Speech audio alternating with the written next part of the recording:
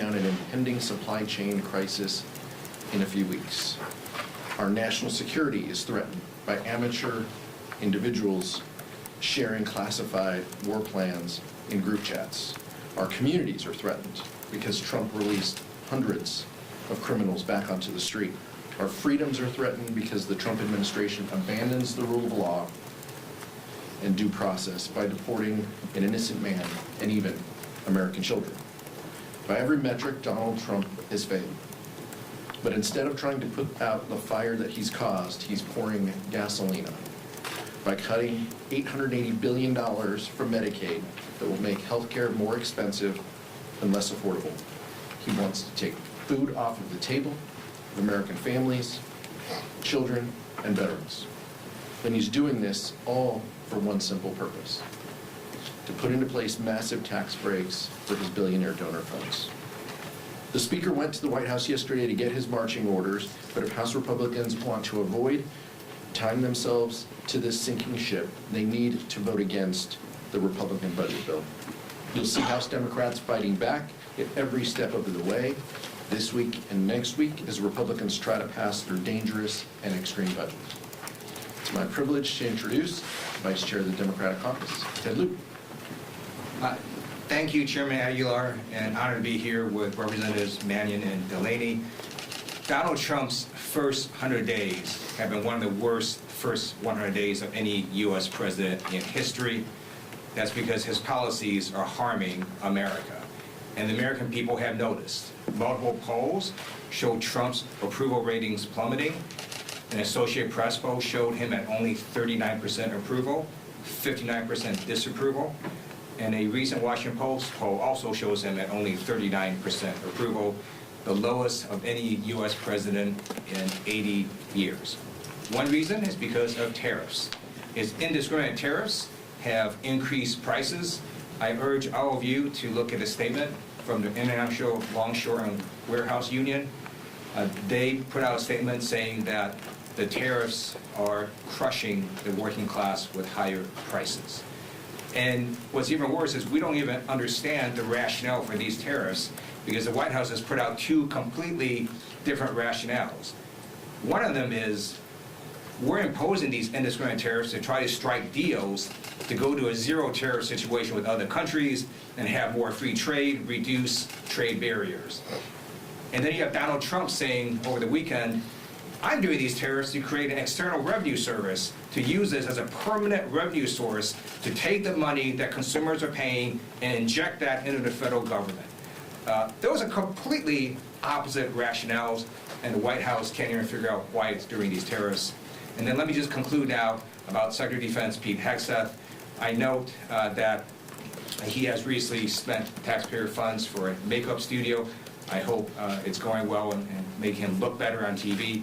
But in terms of his policies, they are completely awful, and especially his operational ability to handle sensitive information.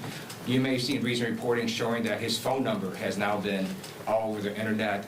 And if hackers have your phone number, there are a number of ways to surveil your phone. I asked reporters to look into whether he used his personal phone overseas. There is a hack called the SS7 attack. Stands for Signaling System Number 7. I was part of an investigation a few years ago. It doesn't matter how great your phone is, it's because of the telecommunications providers you use. There's a flaw in there that they can surveil your phone, and they can do that in the U.S., it's even worse overseas. So you all should check out whether Secretary Hegseth compromised his phone if you use it overseas. With that, it's my honor now to invite Representative Mannion to come speak to you. Before being in Congress, he was a public school teacher and a state senator from the great state of New York. Thank you, Vice Chair. Good morning, everybody. I'm John Mannion from Syracuse, New York. I'm a member of the Agriculture and Education and Workforce Committees, and I represent New York 22, Central New York and the Mohawk Valley. We're at 100 days into this second Trump administration, and what we've seen is chaos, confusion, confrontation, and fear. We're witnessing an extraordinary assault on our Constitution, on our norms and our values, on our democracy, unlike what we've ever seen before. as we're watching in real time the dismantling of governmental guardrails. One place where the damage is particularly clear is as it relates to our trade policy.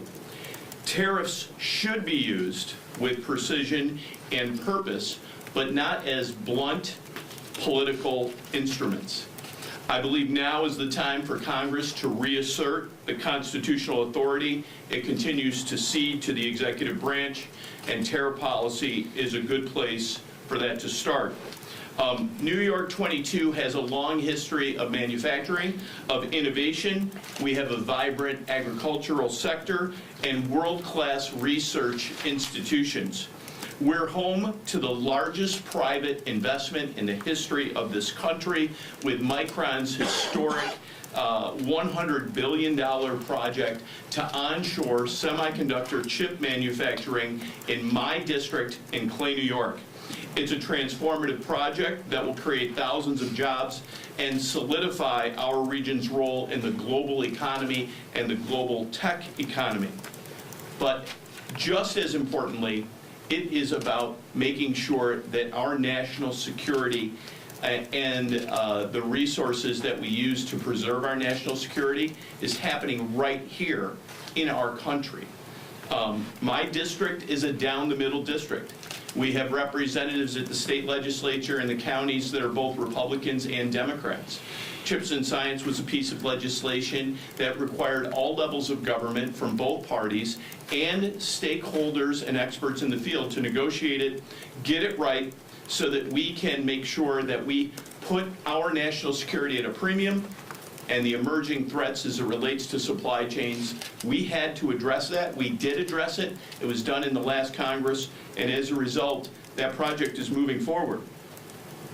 When it comes to tariffs, I've looked at maps with arrows that show the negative impact, and no arrow is bigger than the state of New York.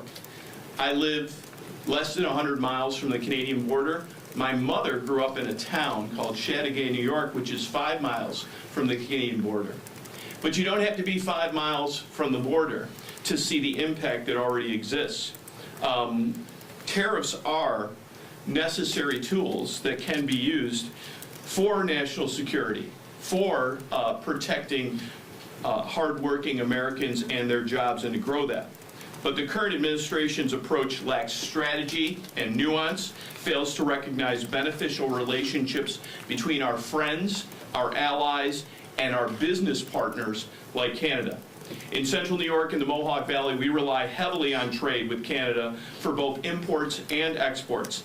Sometimes a product's production crosses the border multiple times, sometimes within the same company, and still tariffs would be imposed on those pre-manufactured products.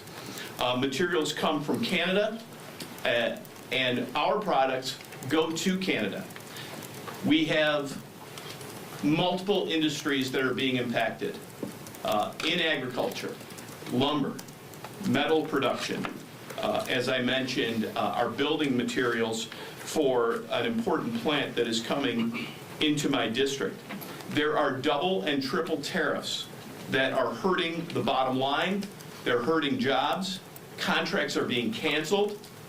Contracts are not moving forward in the negotiation process. Costs are being driven up. It makes absolutely zero sense. So we have to get this right. The relationship between my district and Canada is so intricate, and it goes beyond just commerce. Canadians are our friends. They're often our family members. As I said, they're our business partners. And what newly elected Canadian Prime Minister Carney made remarks last night, and he called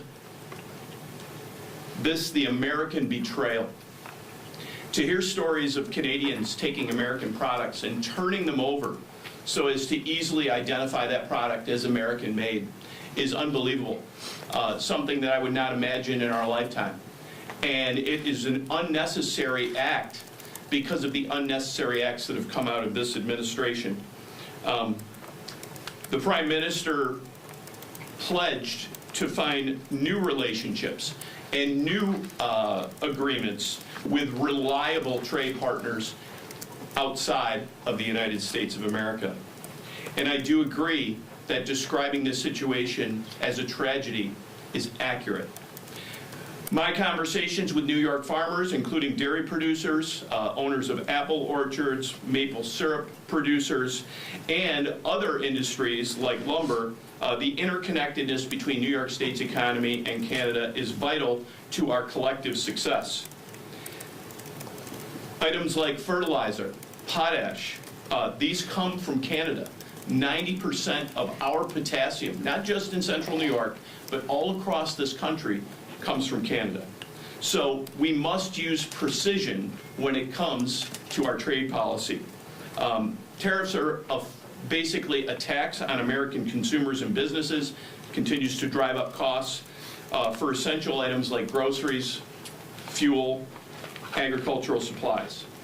Where I'm from, in central New York, we want policies that reflect the realities of our interconnected economy with our friend and ally, Canada.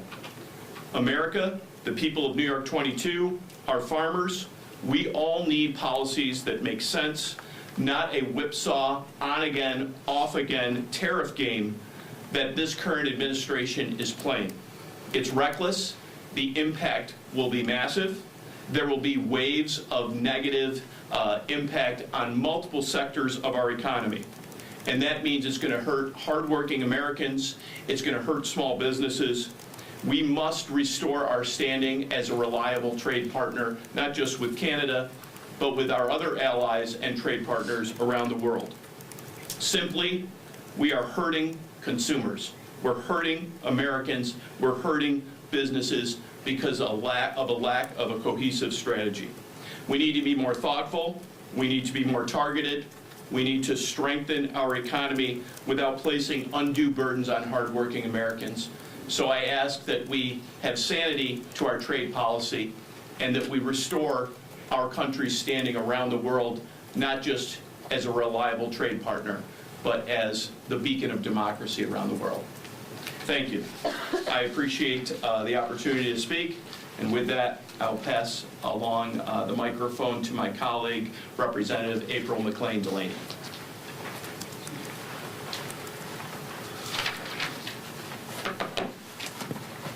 Good morning. I represent the 6th District of Maryland, and when elected, made a commitment to my constituents to seek common sense, common ground solutions.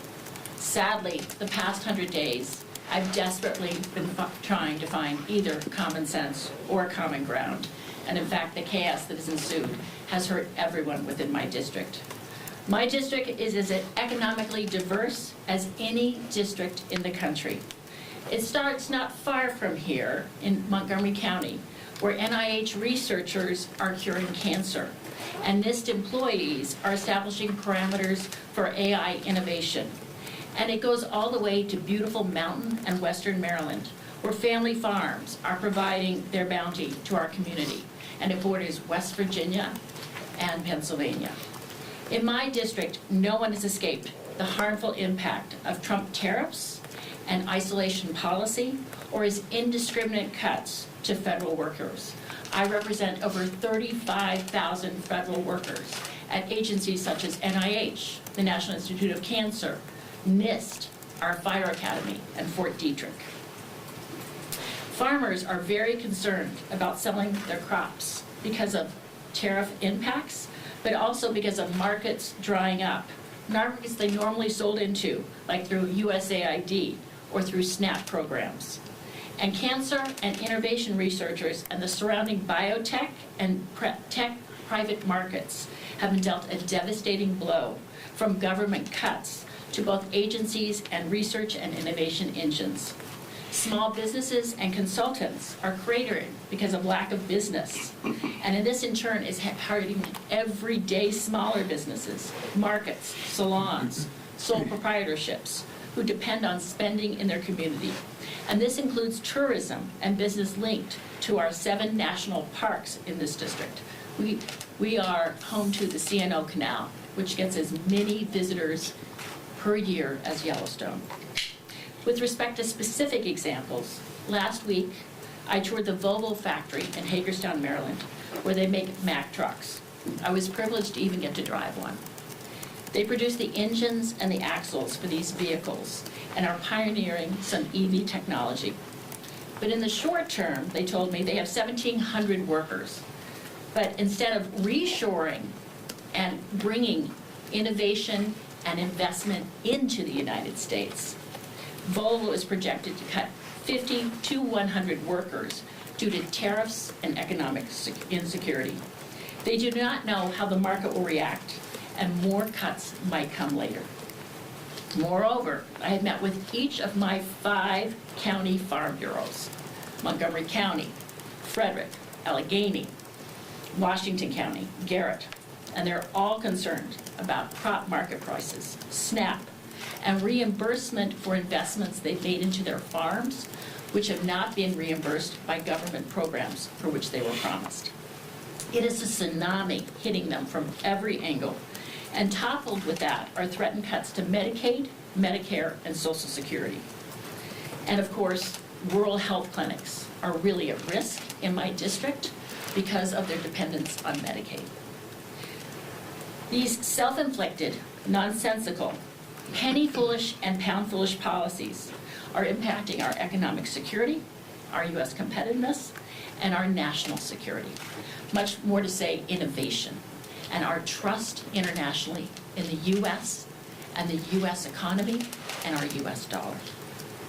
Having said the above, I stand ready to work on common sense, common ground solutions, and across the aisle to make a reality the things we all care about, including focusing on inflation, innovation, affordability, and fortifying our U.S. resilience, our U.S. competitiveness, and our national security. I thank you, and I look forward to taking any questions. I appreciate Representatives Delaney and Mannion sharing perspectives from their district with us. Questions?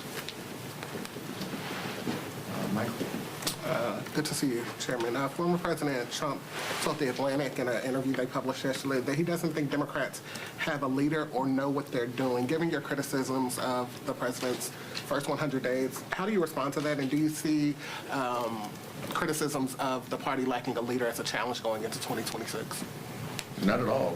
Our strength of purpose and resolve is driven exactly by the constituents that Representatives Mannion and McLean Delaney are talking to. Our strength and our focus is on improving our communities in this country. And the chaos that we see from Donald Trump is not helping that. It's not helping the fact that he said he would lower costs on day one, the failed promises. This is just a deflection by the president for promises that he has been unable and unwilling to achieve. So it doesn't concern us that he wants to play politics because he can't deliver for the American public. Our focus is just that. We will continue to be guided by the strengths of our communities and the focus of our districts, lowering the costs that people are burdened by, increasing rents, increasing grocery costs, increasing costs of living. Those are the things that the American public is concerned about, and they don't see a leader in Donald Trump that is willing to do that. We're working every day, House Democrats, to lead with that example. We look forward to the opportunity when we have gavels so we can carry forward policy that does just that. Yes, sure. Democrats, we respond to American people. The American people are our bosses. Unlike many House Republicans who basically take direction from one person and completely flip their views just because Trump says something. Most Republicans are free traders. They would be aghast at indiscriminate tariffs, and now they remain silent just because Trump said it. Most Republicans understand Russia is a threat to the world and the United States, and many of them are now silent just because Trump has this bizarre relationship with Putin where he bends the knee to Putin. So Democrats operate differently. We're with the people of America. We're from the ground up. And that's why poll after poll now shows Donald Trump at only 39% approval, because American people don't like what one man is trying to do. Thank you. Riley? Now that Congressman Connolly is stepping aside on oversight, can you walk us through the process of replacing him? Will there be an election? What's the timeline? And would that be a caucus-wide vote? There's no vacancy in the Oversight Committee. First of all, Jerry Connolly has spent 30 years representing Northern Virginia. He is an amazing public servant who continues his work. We wish him the best. He's been incredibly honest and transparent about his battle with cancer. At this moment, as you mentioned, he will be stepping aside. We will be conducting ourselves in a way that he desires, that he and the committee desire, and that is for leadership to step up and help run the meetings as well. And we heard a presentation from Representative Lynch this morning on behalf of the Oversight Committee, but there's no vacancy at the committee. If that's our position. Nick? I want to ask about, with the first 100 days, Leader Jeffries up here yesterday was talking about it being an all-hands-on-deck moment for Democrats. As you guys think about the next few weeks, can we expect to see more demonstrations like what we saw from Leader Jeffries on Sunday on the steps? Are you thinking of other, perhaps unorthodox forms of protest around here? There will be public displays where we have our perspectives heard, but just reflecting on Sunday, I thought it was great that Senator Booker and Leader Jeffries, two people of faith on a Sunday, sitting and talking about the dangerous and reckless behavior of this administration and how it is un-American and makes life difficult for members of our community. I thought it was organic and a good testament to the good trouble that they were trained under in John Lewis. And I think that House Democrats look forward to exercising our viewpoints, maybe creating a little bit of good trouble and making our perspectives heard, but doing it together as a caucus family. We'll be working with Senate leadership as well, and we'll have plenty to say as a group moving forward in the next couple weeks. Yes, thank you. In the first 100 days, has the president done anything that rises to the level of impeachable offenses? What the president has done is sought to erode the fabric of our country by stoking chaos, fear, division. And this is not unlike behavior he has done in the past. But right now, we will deal with the tools in front of us and the policies that he and House Republicans have placed forward, which are reckless cuts to the healthcare system, to our supplemental nutrition that is relied on by women and children and families across this country. Those are the policies that we're going to push back against, and those are the items that the American public is paying attention to. Impeachment is at times a tool that can be used. This president is no stranger to that. He's been impeached twice, but we don't have any confidence that House and Senate Republicans would do their jobs, and so this is not an exercise that we're willing to undertake. Thank you, Chairman. Have you had any contact with Congressman Norcross since he's been hospitalized? Any indication of when he might return, or have you had any conversations? I haven't. I know other members of the leadership team have. I don't have any updates on him. Vice President Harris is making a speech tomorrow just around the 100-day mark. Anything you're looking out for in her speech? Anything you would like her to touch on? Vice President Harris is a leader, and I would expect that she's going to talk about the willingness of Americans and women to serve in higher office. Her perspective is something that is sought after, and what she has experienced in the highest offices in the land to starting as a local DA, being a statewide office holder. I think she has a lot to share about her experiences in elected life, what lessons can be learned by others who are interested in taking that step. It is an incredibly difficult step, as our two new member colleagues understand, taking on this burden of public service is such a blessing. And I think she has a lot to share that we can learn from. So I look forward to hearing the speech myself. Thank you. I'm curious, in these first 100 days, how does Democratic leadership feel like Trump's presidency has shaped the Democratic Party, and how far into the soul-searching process is the party? Our party is focused, and we're focused on our members. House Democratic leadership is focused on 213 members of our caucus, with the 2 vacancies, taking our cues from our members, and the focus that they have is the Vice Chair mentioned, of their districts and the experiences, the unease, the uncertainty, the burden that local farmers and businesses face in New York and Maryland, the difficult decisions that they're having to make. That guides our caucus. We feel that uncertainty, the uncertainty of seniors asking us in town halls whether Social Security is going to be there for them. Whether Donald Trump and House Republicans are going to make life more unaffordable for them and their kids and their grandkids. Those are the questions, and that is our focus. So we have the leadership team in place. Leader Jeffries is doing an amazing job, guided by the focus of our members and using our committees to push back against these terrible policies. We're going to continue that work ahead.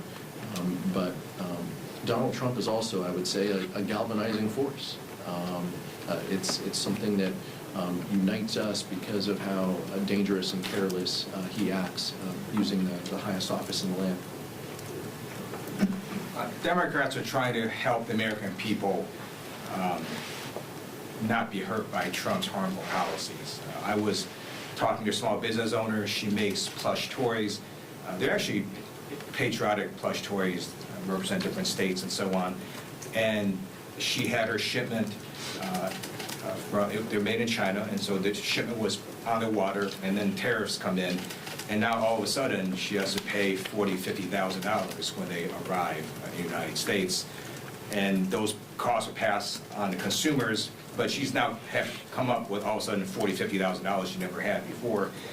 And she would love to be able to make these toys in the United States, but guess what? She can't even get the materials here because America doesn't make the materials for plush toys. So you have a whole bunch of companies who, when they make products, they have all sorts of different components. And the White House just has a really stupid view of this. You can't just reshore something if that product relies on all these raw materials from other countries.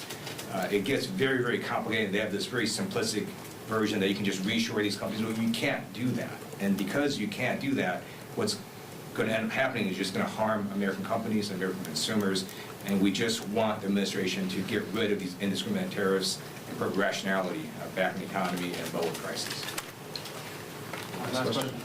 The House will vote today includes language to block resolutions of inquiry until October. How does that hinder House Democrats push back against Trump? This is a pretty similar line that the Speaker and Republican leadership have taken. They have used rules to turn off our ability to fight back against dangerous tariffs. They are opposed to bipartisan solutions that would make our voices heard to end these national emergencies that Donald Trump is using to raise prices of families in our districts.